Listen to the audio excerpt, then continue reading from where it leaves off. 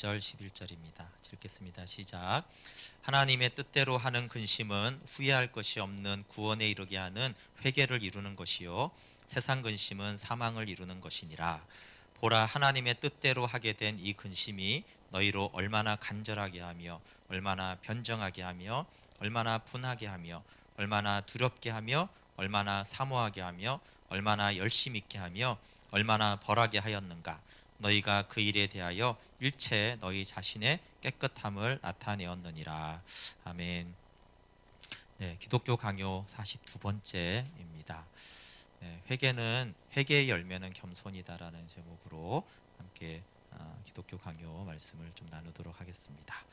네, 늘 복습하는 거 늘 복습 좀 잠깐 하겠습니다.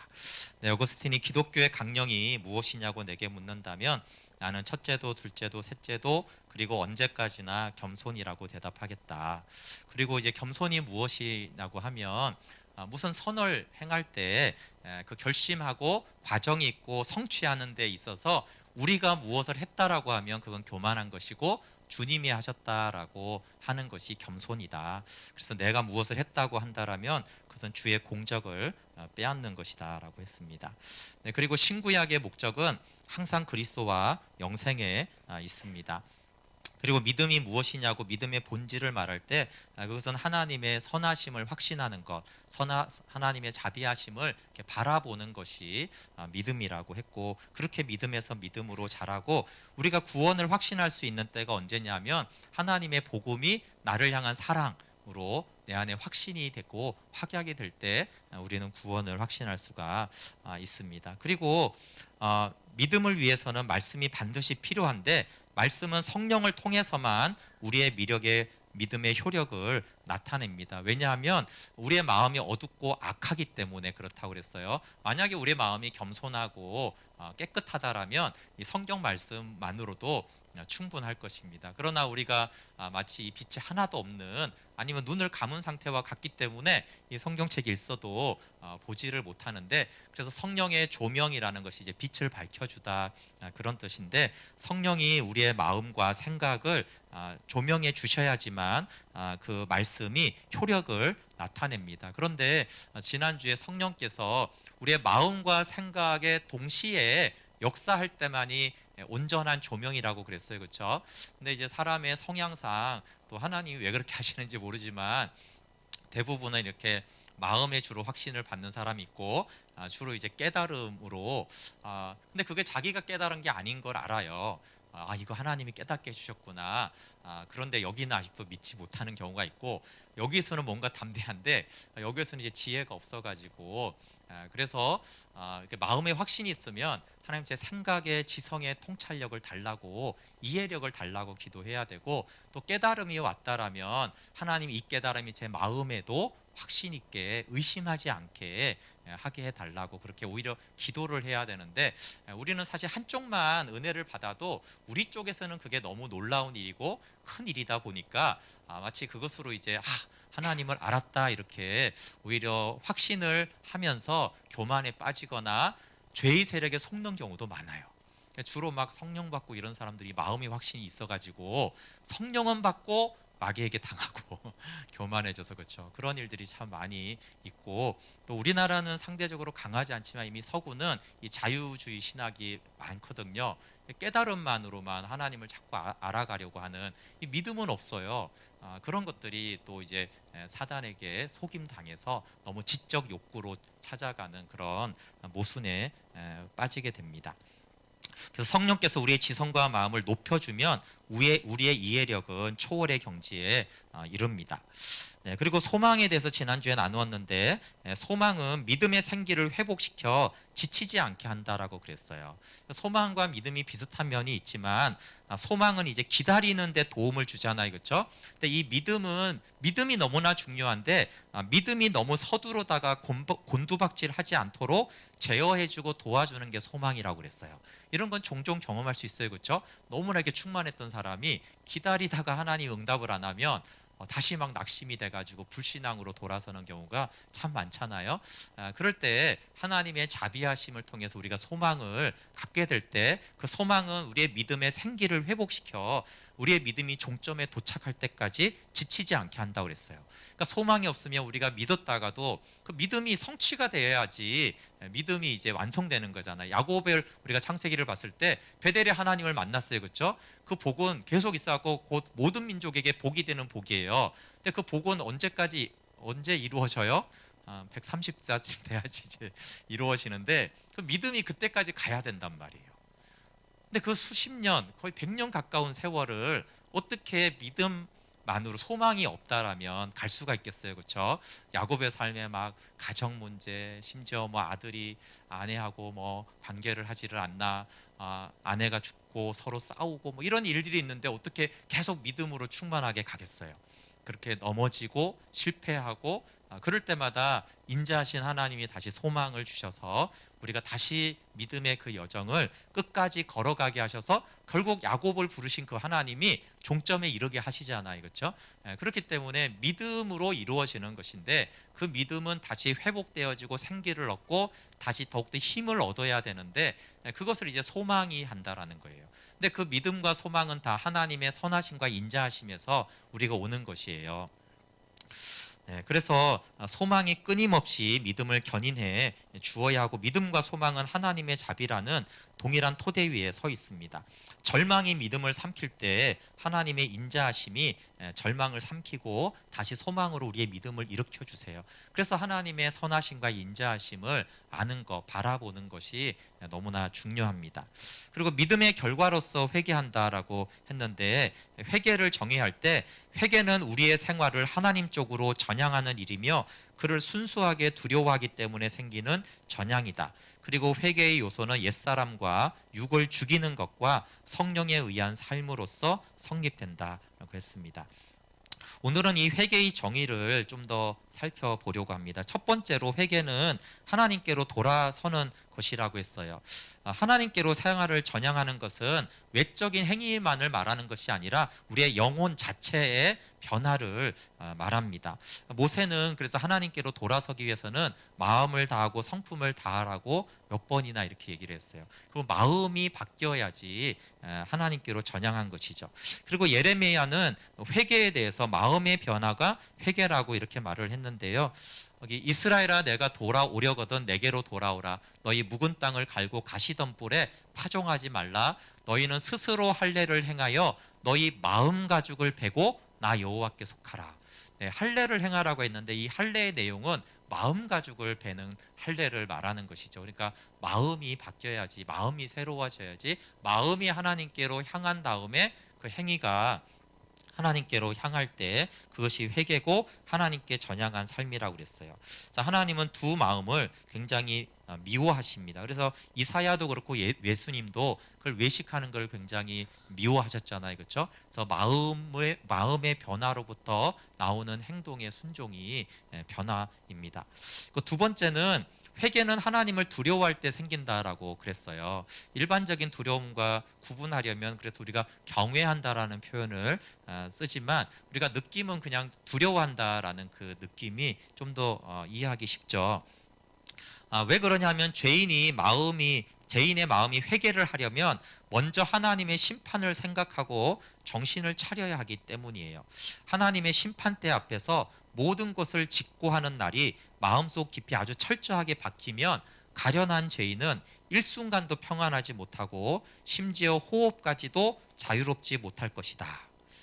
칼빈이 표현이 하나님 앞에 두려움이 어떤 거냐면 이 죄와 죄로 인한 심판을 정말 우리가 직면하게 되면 한순간도 우리는 평안할 수 없고 심지어 그 불안감이 두려움이 얼마나 크냐면 지금 호흡도 제대로 자유롭게 못할 만큼 그 심판 앞에 우리는 두려워해서 정신이 그렇게 번쩍 들어야 우리는 회개를 할 수 있다라는 것이에요.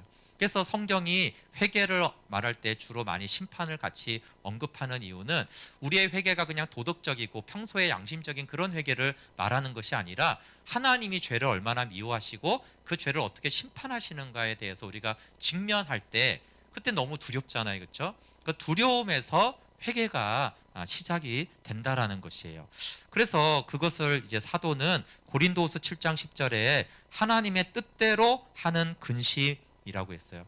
하나님의 뜻대로 하는 이 근심을 회개의 원인이라고 했습니다. 그러면 근심은 보통 안 좋은 건데 하나님의 뜻대로 하는 근심은 뭐냐면 죄 자체를 미워하는 거예요. 죄가 너무 미운 상태가 근심하는 거죠. 근데 죄는 너무 싫고 심판이 있는데 죄가 해결이 안 되잖아요. 그렇죠? 그게 이제 근심이 되는 것을 이제 하나님의 뜻대로 하는 근심이죠. 이렇게 죄를 미워하면서 생긴 깊은 근심이 회심의 시초가 되는 것입니다. 그러면서 또 이렇게 말을 해요. 하나님께서 지팡이로 우리를 깊이 찌르지 않으셨다면 목석같이 둔한 우리의 육에 아무런 효과가 없었을 것이다. 쇠망치로 때려 눕히듯 해야 되는 고집도 있다. 우리의 이 완악한 마음이 얼마나 강하냐면 그 왜 하나님 이렇게 두렵게 하고 막 우리가 근심해야지 회개합니까? 우리가 이렇게 말할 때 우리의 마음이 얼마나 완악하냐 하면은 하나님이 살짝 찔러서는 절대로 우리가 꺾이지가 않는다는 거예요. 목석같이 둔한 우리의 육에 반응을 하지 않는다. 그래서 아주 그냥 깊숙이 하나님의 말씀으로 찔러야지 이 죄와 심판의 심각성을 찔러야 되고 그것도 안 되면 어떻게 해요? 새망치로 그냥 때려 이렇게 파괴를 하듯이 그렇게 이 완악하고 단단한 마음을 깨트려 부숴야 되는 그런 고집센 우리라는 거예요. 그렇기 때문에 회개하기 전에 그런 죄에 대한 심판에 대한 근심하고 이런 좀 우리 편에서는 고통스러운 그런 시간들이 필요한 것은 우리의 마음의 단단함 때문에 그렇습니다. 그래서 이런 두려움이 생겨야지 회개가 시작이 된다라는 것이에요. 그래서 죄에 대한 미움이 아니어도 이제 두려움이 회개의 시작이 되는 다른 이유가 한 가지 있는데 그것은 하나님께 영광을 돌리지 못하는 그 불경 행위에 대한 것이에요. 이것은 이제 하나님을 좀 아는 사람에게 나타나는 회개인데 인생의 목적이 하나님께 영광을 돌리고 이게 가장 중요하잖아요. 그러면 하나님께 복종하지 않는 것은 하나님께 영광을 안 돌리는 것인데 내가 하나님께 영광을 돌리지 않는 이 삶이 얼마나 불충하고 불의한 것인가 라는 것을 두려워하는 것에서 하나님께 복종을 하고 회개를 하게 됩니다. 즉 하나님께 복종하지 않는 것, 하나님께 영광을 돌리지 못한 것을 두려워하는 것이 이제 믿는 신자가 계속적으로 회개하는 또 다른 이유예요. 물론 두 가지 회개가 항상 공존하지만 그래도 초반에는 이제 앞에 있는 그런 죄에 대한 이 심각성이 두드러지겠죠. 그런데 점점 이제 신앙이 자란다는 것은 죄로 인해서도 아파하지만 내가 하나님께 영광을 돌리지 못했다. 그러니까 오늘 특별히 악한 짓을 안 했지만 내가 하나님께 영광을 돌리지 못하고 그분께 감사하지 못하고 그런 삶 자체가 너무나 불경하고 불충한 것임을 알기 때문에 그것 때문에 아파하면서 회개하는 두려움, 그것도 일종의 두려움인 것이에요. 그래서 회개는 육을 죽이고 영을 살린다. 이것도 이제 지난주에 한 말인데 오늘은 더 자세하게 설명하는 것이죠. 우리 자신을 벗어버리고 우리가 타고난 성질에서 떠난다는 것이 정말 어려운 일입니다. 그러나 육의 모든 감정을 하나님을 대적하는 것이기 때문에 하나님의 법에 순종하는 첫걸음은 우리의 본성, 즉 자아를 부정하는 것입니다. 그래서 하나님의 복종하기 위해서는 육에 속한 감정 그리고 자아를 부정하는 것이 시작이죠. 그래서 예언자들은 변화된 상태를 회개의 열매, 곧 의와 공의와 자비라고 불렀습니다. 우리의 마음이 의와 공의와 자비로 충분히 기울지 않으면 종교적인 의무 이행으로는 회개의 삶을 산다라고 할 수가 없습니다. 그리고 거룩하신 성령님이 우리의 영혼을 감화시키어 새로운 생각과 새로운 감정으로 그의 거룩함에 깊이 잠길 때 우리의 영혼이 참으로 새로워졌다고 생각할 수가 있습니다. 지난주 또 오늘 말한 대로 성령으로 인한 참된 변화와 열매는 우리의 생각과 마음에 동시적으로 있어야 됩니다. 아까 어떤 생각의 변화 아니면 감정의 변화만으로는 우리가 회개를 통해서 성령에 의해서 변화가 됐다라고 할 시점이 아직은 아니라는 것이죠. 그래서 내 생각이 바뀌고 내 마음이 바뀌어졌을 때 우리가 성령의 거룩하신 감동으로 우리가 회개하고 변화되었다라고 하는 것이죠. 그런데 이 부분이 회개는 육을 죽인다는 것인데 죽인다라는 것이 힘들다라는 표현도 있다라는 것이에요. 오죽하면 힘들면 죽이라고 했는가 라는 것도 있는 거죠. 물론 우리 옛사람이 진리적으로 예수님과 함께 십자가에 못 박혔지만 죽임이라고 표현하는 말 자체가 이전의 성질과 자아의 본성을 벗어버리기가 매우 어렵다. 그러니까 죽임이라고 했기 때문에 하나님의 칼이 우리를 쳐 죽이시지 않으면, 우리가 하나님을 두려워하지 않으면 경건 생활의 초보를 깨닫지 못할 것이다. 그러니까 우리의 육의 것을 죽이는 것이니까 하나님의 말씀이 검이 되어서 우리의 옛 본성을 쳐서 죽여야 되는 그렇게 우리의 육은 죽는다라는 것이고, 또 그 표현은 그렇게 쉬운 일은 아니다라는 것들을 내포하고 있습니다. 네, 그리스도 안에서 거듭남, 육을 죽이고 영을 살리는 것은 이제 핵심인데, 회개의 핵심인데, 그것은 그리스도와 동참할 때 이루어집니다. 우리가 그리스도의 죽음에 동참할 때 썩은 본성이 마음대로 힘을 쓸 수가 없게 됩니다. 로마서 6장 6절에 우리가 알거니와 우리의 옛사람이 예수와 함께 십자가에 못 박힌 것은 죄의 몸이 죽어 다시는 우리가 죄에게 종노로 타지 아니하려 함이니. 옛사람이 죽었고, 그렇죠? 우리는 다시 죄에게 종노로 타지 않는다고 했는데, 이 말씀이 언제 효력을 나타내냐면 그리스도의 죽음에 동참할 때 이제 우리의 본성이 힘을 쓰지 못한다는 것이고, 또 우리가 그의 부활에 참여한다면 우리는 그 부활의 힘으로 새로운 생명을 얻어 하나님에 의해 합당하게 됩니다. 그래서 회개의 목적인 중생으로 거듭남, 저 거듭남을 이제 칼빈은 하나님의 형상의 회복이다 이렇게 말을 하는데요. 에베소서 4장 23절 4절에 오직 너희의 심령이 새롭게 되어 하나님을 따라 의와 진리의 거룩함으로 지으심을 받은 새 사람을 입어라. 그래서 죽으심에 동참하고 부활에 동참할 때 이런 변화가 나타납니다. 그렇기 때문에 회개를 말할 때 하나님의 형상이 회복되는 것이기 때문에 이것은 한순간에 대한 얘기가 아니라 한평생 필요한 것입니다. 그래서 구원파처럼 회개를 한 번 하고 거듭나면 회개를 할 필요가 없다, 이런 식은 너무나 잘못된 것이죠. 왜냐하면 하나님은 계속해서 어떤 때는 아주 느린 걸음으로 육의 부패를 씻고 우리를 성전이 되게 하십니다. 그래서 진정한 순결에 이르기까지 평생 회개를 실천하고 이 싸움은 죽음이 와야만 끝납니다. 그래서 회개는 평생 동안 우리가 해가야 하는 것이죠. 네, 제가 좀 이렇게 좀 더 덧붙이면 죽음과 부활에 동참한다는 것이 너무 어렵고 너무 중요한 문제입니다. 그리스도의 죽음과 부활에 동참할 때만 우리가 생명으로 살 수 있기 때문에 그래요. 빌립보서 3장 10절에서 12절에 사도 바울이 그가 평생에 이제 소망했던 것에 대한 말이죠.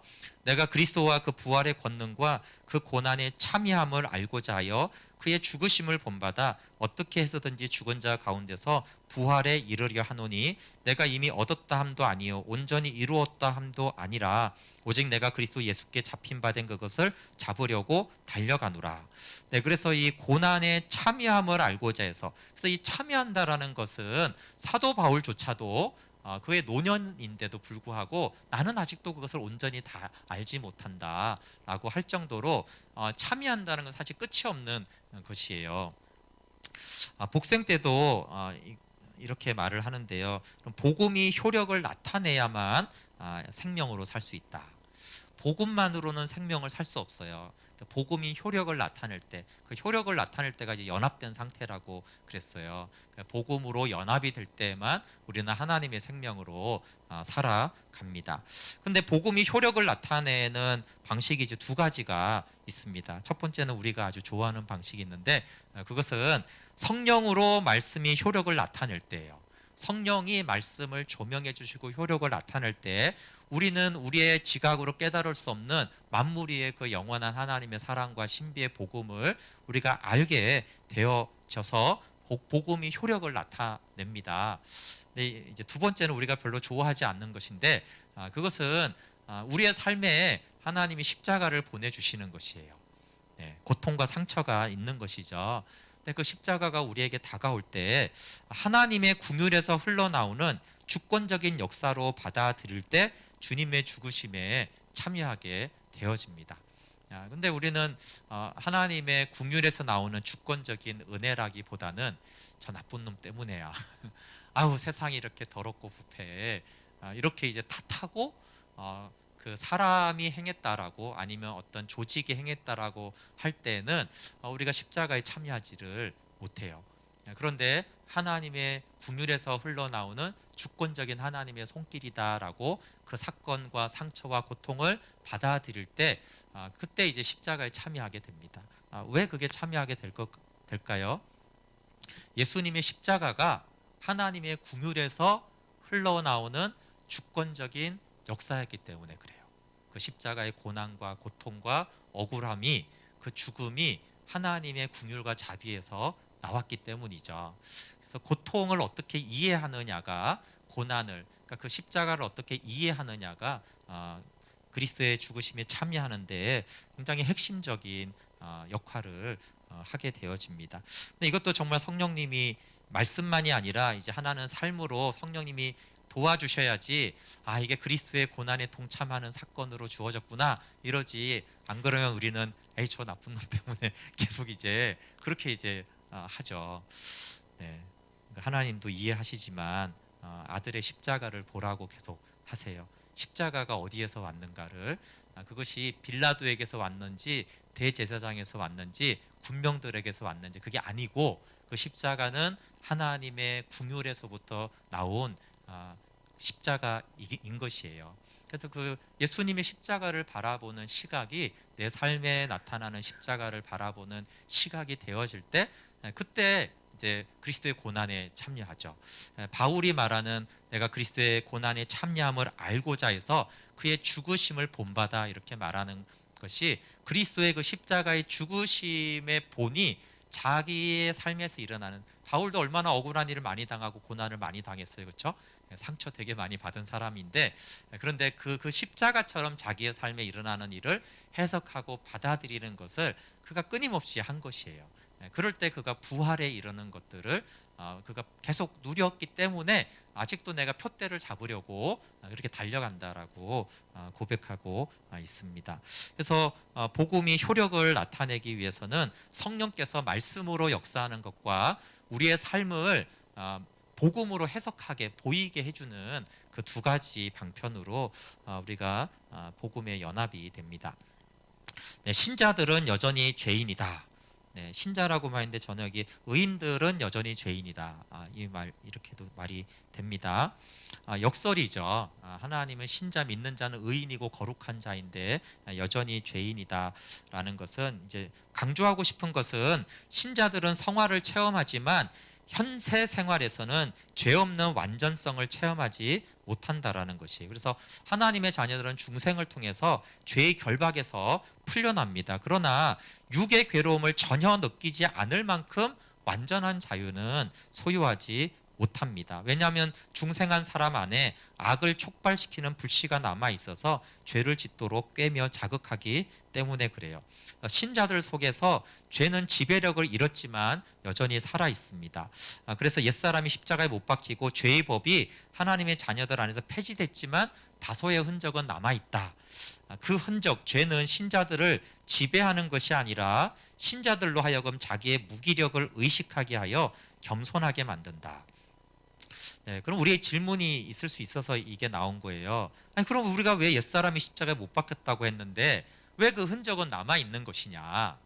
하나님은 왜 그 완전한 십자가의 복음으로 우리 안에 그 완전성을 회복시키지 않았을까 했을 때 그 대답 중에 하나죠. 모든 질문에 대한 대답은 아니지만 첫 번째 그 죄는 신자들을 지배하는 역할을 하는 것은 아니라는 것이죠. 그 정도로 주도권과 힘을 가지고 있지는 않습니다. 그러면 그 약하지만 여전히 우리를 꿰 수 있는 죄가 흔적이 있는 이유는 신자들로 하여금 자기의 무기력을 의식하여서 겸손하게 하게 하려 함이라는 것이에요. 그러니까 죄가 내 안에 아직도 꿰고 내가 때로 연약하고 그 목적이 겸손을 위한 거라는 거죠. 그래서 오늘 제가 제목으로 회개의 열매는 겸손이다 이렇게 했는데요. 죄의 세력이 역사해서 우리가 연약해졌을 때 궁극적으로 하나님이 원하는 건 겸손이에요. 근데 겸손으로 가기 전에 뭐가 있어요? 나는 왜 이렇게 무기력할까? 나는 왜 또 당했을까? 이런 과정인데 이게 목적이 아니고 그것을 통해서 겸손하라고, 우리가 얼마나 연약한 자인지 겸손하라고 그렇게 하나님이 허락하시는 것이죠. 이것을 강조하는 목적은 이제 완전성이라는 환상에 반대하기 때문에 그렇습니다. 그 당시는 이제 제세례파가 이런 부분을 강조했다고 그래요. 하나님 복음 완전하고 성령께서 너무나 온전하기 때문에 우리는 이제 완전했다. 다시 죄를 짓지 않고 우리는 완전해졌다. 그리고 완전한 삶을 살 수 있고 완전한 삶을 살아야 된다. 자, 이런 이제 주장을 하는 사람들이 있었기 때문에 그래요. 근데 이런 현상은 뭐 시대마다 다 있는데 아까 이제 생각하고 마음 중에 주로 어디겠어요? 이 마음의 확신이 이제 받는 사람들이 주로 이제 난 변했어, 난 새로워졌어 이러면서 이제 완전한 어떤 죄가 없는, 더 이상 죄로 인해 고민하지도 않는 이제 거룩하게 되었으니까 이제 거룩한 삶을 우리는 살아야 하고 사는 것이 마땅하다라고 하는 그런 성향들을 좀 많이 보이죠. 네, 그래서 그것에 대해서 반대하는 것이고요. 성령은 우리를 성화시키기 위해서 오셨어요. 그래서 우리의 불의와 부정을 씻어주시고 우리가 넘어질 때마다 그걸 보혈로 씻어주시고 하나님의 의에 우리의 육욕을 굴복시킵니다. 근데 우리는 성령에 의해서 성화되지만 육체에 있는 동안에는 많은 죄와 무기력에 둘러싸여 있습니다. 그래서 완전과는 아주 먼 우리는 꾸준히 전진하며 매일 죄와 싸워야 합니다. 그 칼빈이 그런 완전성을 강조하는 사람들에게 이렇게 말을 했는데 맹목적인 정욕에 눈이 어두워 상식을 내버린 자들은 완전성의 환영을 받아들인다. 네, 상식을 쓰라는 거예요. 보고 있으면 되게 이상하고 교만한데 그리고 이 마음에 확신이 있는 사람들의 상당수가 되게 이상합니다. 상식이 안 통하고 대화가 안 되는 사람들이 많아요. 너무 충만하고 너무 완전한 믿음을 가져가지고 뭐가 다른 얘기를 받아들이지를 못해요. 듣지도 않고. 그리고 이제 자기가 이제 완전하다고 생각을 하는 거예요. 그러니까 상식이 오히려 없기 때문에 그런 착각 속에 빠져 있는 것이지, 상식이 있다라면 자기 안에 있는 연약함을, 무기력을 충분히 인지를 할 수 있다는 것이에요. 근데 이제 상식이 없다라는 표현을 쓴 것은 좀 일리가 있죠. 왜냐하면 그 대화가 안 된다는 뜻이 되는 것이에요. 그 남들은 불편한데 자기는 거룩하다, 나는 완전하다, 나는 온전히 성령과 동행한다 이렇게 주장하는데 옆에 사람들 싫잖아요. 그런 사람들. 그렇지 않으세요? 그 상식이 없는 사람들이 이제 자꾸 이제 그런 오류에 많이 빠집니다. 여러분, 그래서 믿음은 상식 위에 있는 것이, 상식을 버리면 안 돼요. 상식에 기초하고 상식보다 더 나아지게 성화되어져 가는 것이 믿음인 것이지, 마치 믿음과 상식은 반대인 것처럼 그런 현상들이 굉장히 많아요. 네, 뭐 정광훈 목사님 이렇게 비판하고 싶진 않지만 그분이 말하는 그 어투를 보면 그런 걸 좀 느낄 수가 있어요. 이 마음의 확신이 그분이 있어요. 그래서 이제 맞는 말도 많이 하는데 저게 상식에 안 맞는 말을 이렇게 한다라고 하는 것들이 그런 경향들을 자꾸 나타냅니다. 그리고 이제 우리가 충분히 그렇게 생각하는, 칼빈은 이 말이에요. 우리가 사도 바울보다 더 나은 자가 아니라는 가정을 한다라면 상식적으로 우리는 완전하지 않다는 거예요. 왜냐하면 사도 바울도 나는 사탄의 사자 때문에 여전히 괴롭다라고 말했고 내 능력이 약한 데서 온전해진다라고 말을 했잖아요. 사도 바울이 그런 괴로움도 느끼고 또 자신 안의 그 약함을 안에서 그렇게도 하고, 또 로마서 7장에 보면 오라 공고하다고 하면서 영육의 그런 분별을 솔직하게 표현하고 있는데, 누구라고 그렇게 사도 바울보다 훨씬 더 그렇게 믿음이 좋아가지고 나는 완전하다라고 그러는 것이 상식에 너무나 맞지 않다라는 것입니다. 네, 그래서 회개의 열매는 겸손입니다. 고린도서 7장 10절과 11절에 있는 회개로 설명을 하는데요. 바울은 하나님의 뜻대로 하는 근심에서 나오는 일곱 가지로 회개를 좀 설명해요. 네, 오늘 본문인데 하나님의 뜻대로 하는 근심은 후회할 것이 없는 구원에 이르게 하는 회개를 이루는 것이요 세상 근심은 사망을 이루는 것이니라. 보라, 하나님의 뜻대로 하게 된 이 근심이 너희를 얼마나 간절하게 하며 얼마나 변증하게 하며 얼마나 분하게 하며 얼마나 두렵게 하며 얼마나 사모하게 하며 얼마나 열심 있게 하며 얼마나 벌하게 하였는가. 너희가 그 일에 대하여 일체 너희 자신의 깨끗함을 나타내었느니라. 네, 여기 하나님의 뜻대로 하는 근심은 죄 때문에 일어난 근심이라고 했고, 그 죄와 심판 때문에 근심하는 것은 구원에 이르게 하는 회개를 이룬다고 했어요. 그러니까 죄 때문에 근심하는 거, 하나님의 심판 앞에서 나는 어떻게 할까를 근심하는 것은 하나님이 추천하는 근심이에요. 그런 근심을 하라는 거죠. 그런 근심이 있어야지 회개에 이르기 때문에 그래요. 근데 중심은 근심하는 게 아니라 회개에 이르는 거예요. 근데 회개에 이르기 위해서 죄와 심판에 대해서 근심을 해야 된다. 그러면서 회개가 일어난 사람, 하나님의 뜻대로는 근심을 통해서 회개를 한 사람에게 나타난 특징이 이제 11절에 있다라는 것이에요. 이게 하나님의 뜻대로 하게 된 이 근심이 이러면서, 그러니까 이 근심이 7가지 열매를 낳거든요. 근데 보면은 요 좀 문맥은 좀 그냥 보면 어려운데 칼빈이 이렇게 설명을 했어요. 첫 번째, 신중함, 간절하게 하는 것이 이제 신중하다 이런 뜻도 있는데, 회개를 한 사람은 신중해진다라는 것이에요. 그래서 하나님께 대하여 지은 죄에 대해서, 그런 자신에 대해서 아주 강렬한 불만을 느끼는 사람은 다시 마귀의 함정에 빠지지 않기 위해서 매우 신중해진다. 네. 그러니까 그냥 뭐 덥석덥석 좋다고 뭐 유혹받는다고 하는 것이 아니라 그 죄가 얼마나 하나님에게 대한 반역인지를 아는 사람들은 그런 신중하게 하기 때문에 마귀의 유혹에 빠지지 않는 그런 주의를 많이 기울이게 된다라는 것이에요. 두 번째는 변명이에요. 근데 이 변명은 변증인데 좀 안 좋은 단어 같은데, 칼빈은 이것이 자기 합리화를 하는 변명이 아니고 자기 자신의 잘못을 인정하면서 단순히 용서를 받으려는 변명이다. 그래서 이제 인정하는 것, 죄를 인정하는 것들이 이제 달라진다. 그 회개한 사람들은 죄를 인정하는 특징이 이제 생기는 것입니다.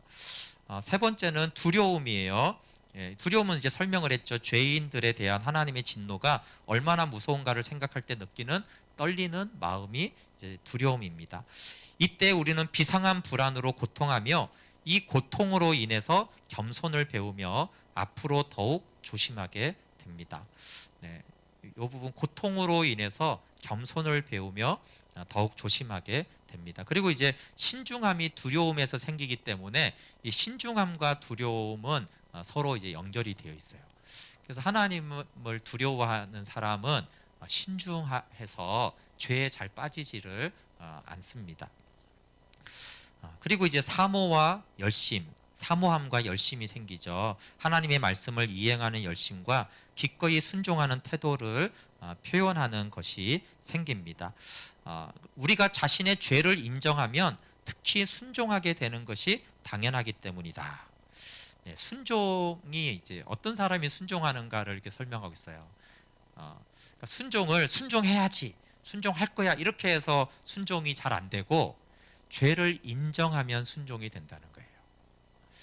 그러니까 회개한 사람은 죄를 잘 인정한다고 했잖아요. 그 죄를 인정하는 사람은 하나님께 순종하게 되는 것이에요. 그래서 우리가 순종할 때 물론 결단이 필요 없다는 얘기를 하는 것이 아니고요. 순종의 가장 핵심은 죄를 인정하는 것이에요. 그리고 하나님 말씀대로 해야 되는 것이에요. 이 죄에 대한 인정이 되지 않은 상태에서 아무리 노력해도 하나님 말씀에 우리는 순종할 수 없는 거예요. 그러니까 죄에 대한 인정이 전제된 상태에서 하나님의 말씀에 순종해야지, 이렇게 해야지 실제 순종하는 삶을 살아가기 때문에 회개한 사람만이 순종한다라는 거예요. 회개한 사람은 아까 뭐라고 죄를 인정한 사람이잖아요. 그렇기 때문에 회개한 사람은 순종하는, 하나님의 말씀에 순종하는 특징들이 이제 나타난다라는 것이죠. 열심도 생깁니다. 순종하는 사람 열심이 있죠. 말씀에 순종하니까 당연히 열심으로 하나님께 삶을 드립니다. 그리고 징벌인데 자신에 대하여 염려하며 자신의 죄를 예리하게 검토할수록 하나님께서 더욱더 우리에게 은혜와 자비를 베푸시기를 바라게 된다. 예, 그러니까 이 하나님의 심판과 예리한 그 징벌을 알수록 우리는 하나님의 인자와 자비하심을 더욱 사모하게 된다라는 것이에요. 근데 여기서 이제 주의할 점을 이렇게 한 가지 말을 해요. 이제 주로 이제 회개를 다루었잖아요. 주제가 회개를 다루면 이게 좋은 것인데 죄의 공포에 쌓인 양심은 절망에 빠지기 쉽다는 거예요. 회개를 얘기하면 죄를 얘기해야 되고 죄를 얘기하면 심판을 얘기해야 되는데 그런 죄와 심판을 하고 근심을 하게 되면은 회개를 하는 것이 아니라 절망에 빠지기 쉽다라는 것이에요. 이걸 매우 주의해야 되고 사탄은 하나님께 대한 두려움에 압도된 사람에게 절망이란 전술을 사용하여 다시 솟아나지 못하게 만들려고 한다. 그러니까 사탄이 그때 우리를 속이는데 내가 얼마나 죄인인가 그걸 두려워하고 이 심판이 얼마나 마땅히 지옥에 가도 마땅한 죄인이야 라고 할 그때 회개로 가지 못하고 사탄이 그 상태를 가지고 그렇지 너 같은 게 뭘 하겠어 라면서 절망으로 사단이 우리를 속이기 때문에 이것을 매우 주의해야 한다라는 것이에요. 그래서 겸손의 결과를 낳으며 용서에 대한 소망을 버리지 않는 두려움은 얼마든지 무방하다. 오히려 너무 좋은 거죠. 그러니까 겸손의 결과를 낳는 두려움 또는 하나님이 용서할 것에 대한 소망이 있는 두려움은 너무 좋은 것인데 그것이 아니라 겸손으로 못 가고 절망하게 되어지고 용서에 대한 소망이 두렵고 떨리고 심판이 임박해도 하나님의 용서에 대한 소망이 계속 있어야 되거든요. 근데 그런 소망이 이제 사라지는 것은 이제 절망에 빠지는 것이죠. 그래서 자기 불만과 과도한 공포에 눌려 지쳐버리는 일이 없도록 항상 주의해야 된다. 자기 불만 있고 공포가 있으면 그 근심이 오래되면 우리가 지쳐버리잖아요. 우리는 지치면 회개를 통해 우리를 부르시는 하나님에게서 도망하기 때문이다. 하나님이 근심하라고 한 이유는 회개를 통해 내게 오라는 건데 너무 지친 사람들은 하나님께 오히려 도망가기 때문에 이걸 매우 주의해야 된다.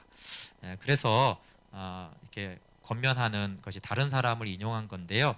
죄의 고통에서 가끔 떠나 하나님의 은혜들을 생각하는 상쾌한 고지로 올라가라. 여러분이 겸손하게 자신을 반성한다면 그와 같이 자비하신 하나님을 생각하라. 그래서 이 회개가 너무 중요하지만 맨날 회개한다고 근심하고 막 나 같은 건 안 돼. 맨날 이제 그렇게 하면은 절망에 빠진다는 거예요. 그래서 내가 얼마나 뻔뻔하고 악한 죄인일지라도 가끔이 아니죠. 어쨌든 가끔이든 그 모든 죄악과 교만과 어리석음을 다 떠나서 하나님의 은혜를 생각하는 저 상쾌한 고지에 올라가서 하나님의 은혜만을 바라보는 시간을 가지라는 거예요. 하나님의 용서와 그 선하심과 자비하심과 실패하지 않는 그 인자하심, 그 은혜의 하나님만 쳐다보는 시간을 종종 가져야지 오히려 사실 회개에 이른다는 거예요.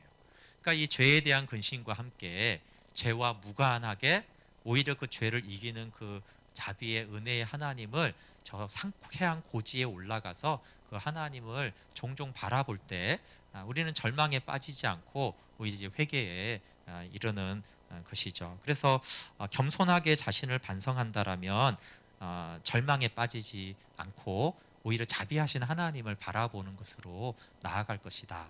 이게 주의할 점이니까 되게 중요하죠. 주의할 점을 이제 놓쳐버리면 회개하려다가 절망에 빠져가지고 너무나 낙심하는 그런 경우가 있고 항상 이제 마귀는 그거를 노리고 있기 때문에 그것은 결코 하나님이 우리를 근심하고 우리를 죄에 대해서 이렇게 찌르고 우리를 광야에 놔두는 그런 목적이 전혀 아니기 때문에 항상 하나님의 은혜와 자비하심. 그래서 이제 지난주도 소망에 대해서도 말했지만 계속 믿음도 그렇고 계속 믿음은 하나님의 자비하심을 바라보는 것이. 그러니까 회개도 여기서 말하는 궁극적인 건 뭐예요?